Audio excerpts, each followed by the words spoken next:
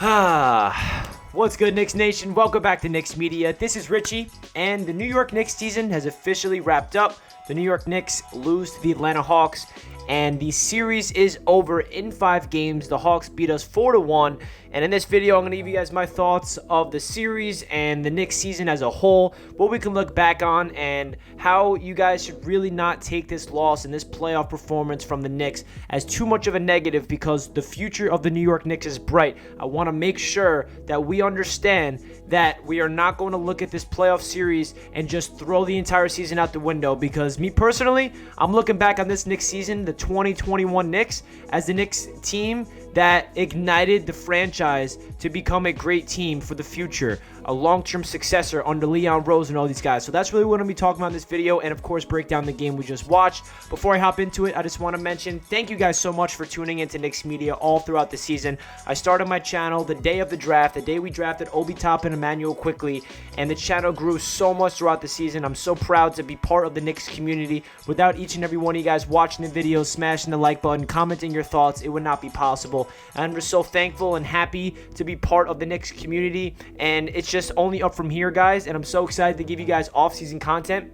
Obviously, I prefer to continue to cover the New York Knicks in the playoffs, but now we know the season is over. So I'm going to be coming out with so many different off-season scenarios, covering the free agency, the trade market, the draft, recapping the entire season, so stay tuned for that. But before I really hop into this, I just wanted to say again, thank you so much to each and every one of you guys that's been following me from the start, or if you're new to the channel. I put a lot of time and effort into these videos and streams, and without you guys, none of this is possible. So again, thank you guys from the bottom of my heart. It means a lot to me, because we're all in this together. We're all diehard Knicks fans, all have the same common goal, the New York Knicks trying to win a championship. Am I right? So let's get into tonight's game. It was a very disappointing one, obviously. We came out with a sense of urgency where we understood that we lose, we go home. And it was physical. We were getting into fights. We saw Nerlens as well at the end of the half, just, shoulder Trae Young, and then Reggie Bullock got into it, and Julius got into it. But man, I want to start off with giving the utmost respect to the Atlanta Hawks, because they proved to be the better team. They were all over the place on defense. They were not a really good defensive team throughout the season. They were not looked at as a team that is suffocating on defense, and that just shows you the difference between regular season NBA basketball and playoffs in the NBA, because it's a different animal. The intensity turns up a notch, the adjustments, the game plan is completely different. So you got to tip your cap to the Atlanta Hawks coaching staff and the players. Their defense was absolutely suffocating. It made our Knicks players totally, not incoherent. They're not moving the ball with too much isolation, made Julius Randle, too rattled. He turned the ball over so much. You just got to really give respect to these Atlanta Hawks. Trae Young, his first playoff series of his life, he showed up and proved to be an ascending superstar. Clint Capella, he talked smack, and he backed it up. As much as it hurts me to admit it, but Clint Capella, he bodied us tonight. He was all over the place, crashing rebounds, protecting the paint, protecting the rim. And man, I do not like them as players, because they went off on the New York Knicks, and obviously it's frustrating, but you definitely got to respect them. Everybody on the Hawks, whether that's DeAndre Hunter, Herter, Danilo Gallinari, Bogdanovich, Clint Capella, McMillan, the head coach, you just got to give them respect, because they proved to be the better team. They had the better game plan. They played suffocating defense. They were moving the ball on offense. They had a lot of good looks, and they knocked down their shots.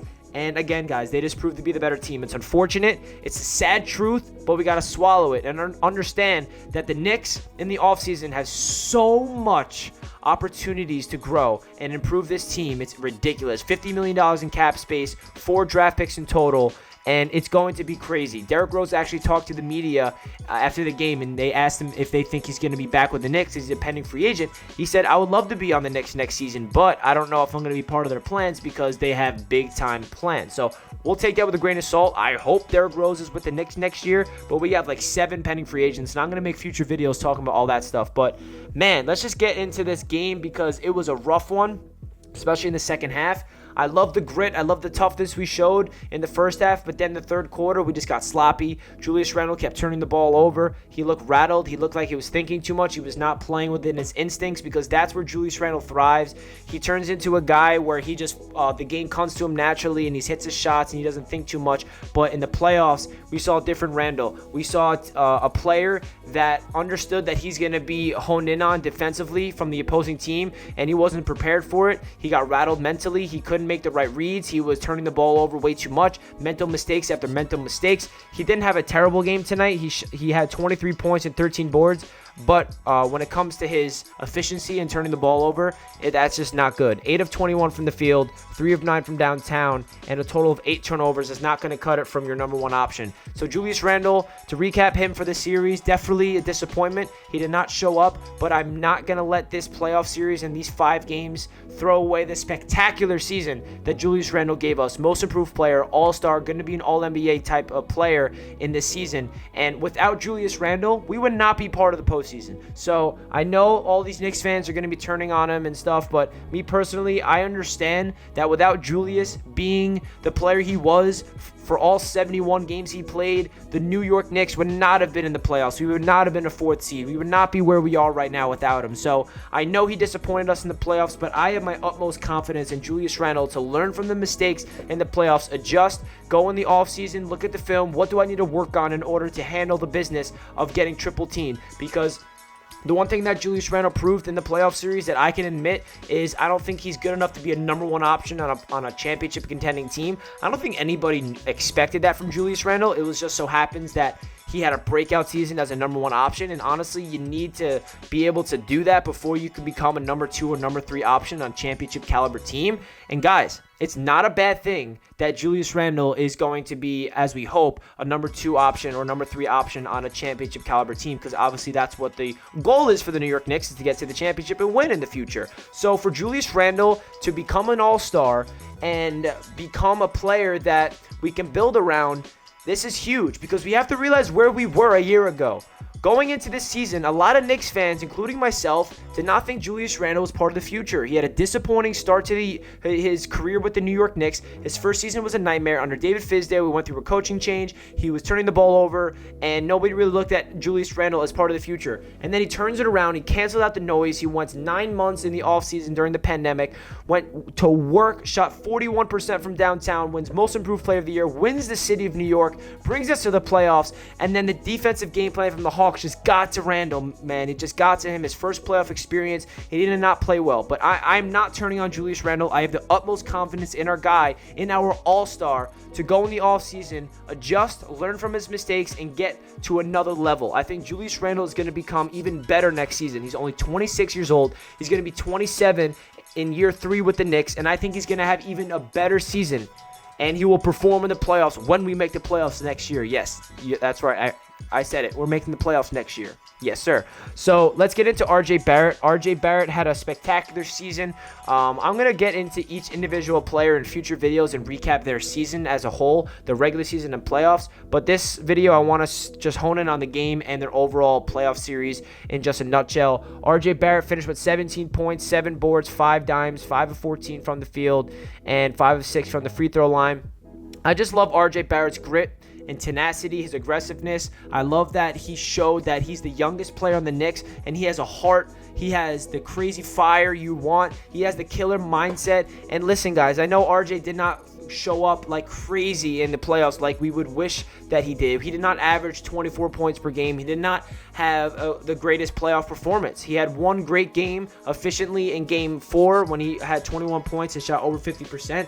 But I just feel like RJ Barrett is only going to get better and better and better. He's only 20 damn years old. I think he's going to evolve into a player that we cannot even imagine how good he's going to become. I really genuinely believe that.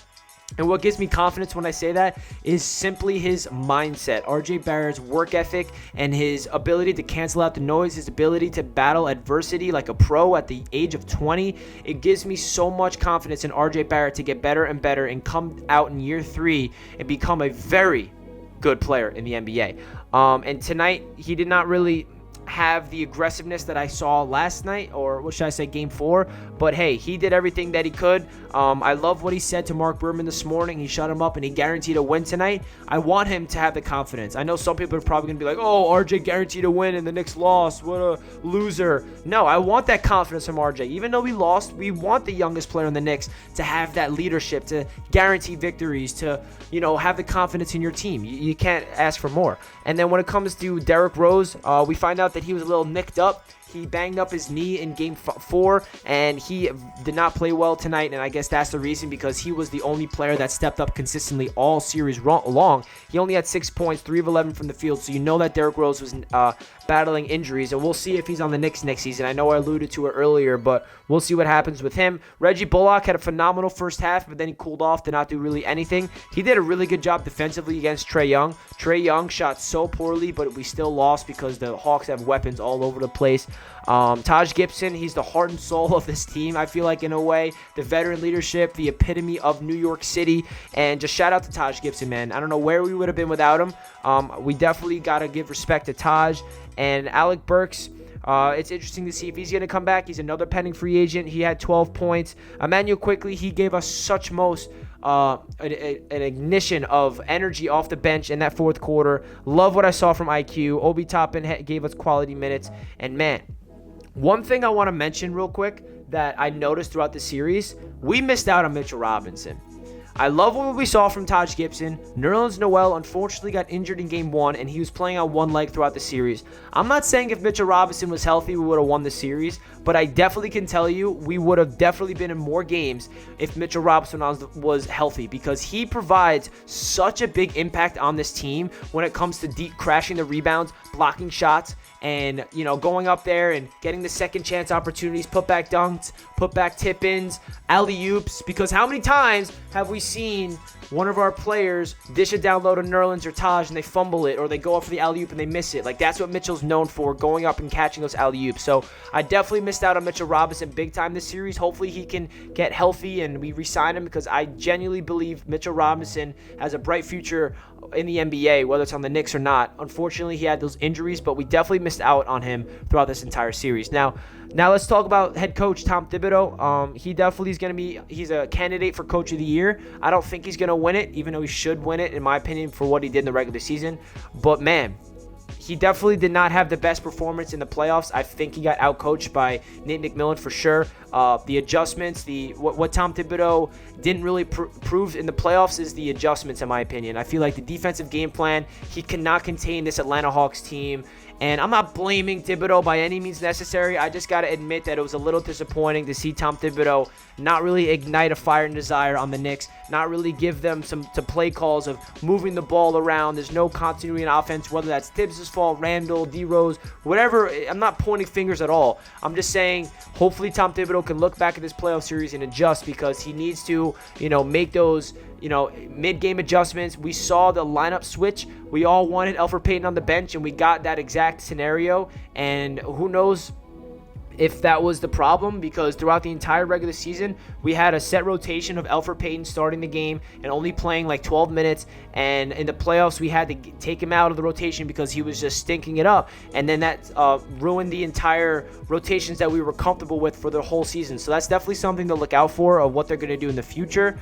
But man, guys, that's really it for the video. That's it for the New York Knicks season. Definitely a little emotional. Not going to lie, I was tearing up after the game was over, thinking back on all the amazing memories we got from this Knicks team, whether it's the resurgence of Emmanuel Quickley as a steal of the draft, whether it's Julius Randle becoming an all-star and just leading this Knicks to a 9-game winning streak and become an absolute stud in the league. RJ Barrett shooting 40% from the three-point land, establishing himself as a ascending star of his own, dealing with so much adversity at the beginning of the year. RJ Barrett just becoming an absolute stud. Tom Thibodeau in his first season as a New York Knicks head coach being a candidate for coach of the year. Leon Rose in his first full season season as the executive, I mean, there's a lot to look back at and be proud of this New York Knicks team. There really is. I know it's a depressing time and frustrating to be a Knicks fan at this moment because of this loss, but we're going to look back on this season, and we're going to look back on it in a positive note. I promise you guys that. Do not hang your heads too low. I know it's disappointing. I know it's frustrating to go out in 5 games against the Atlanta Hawks,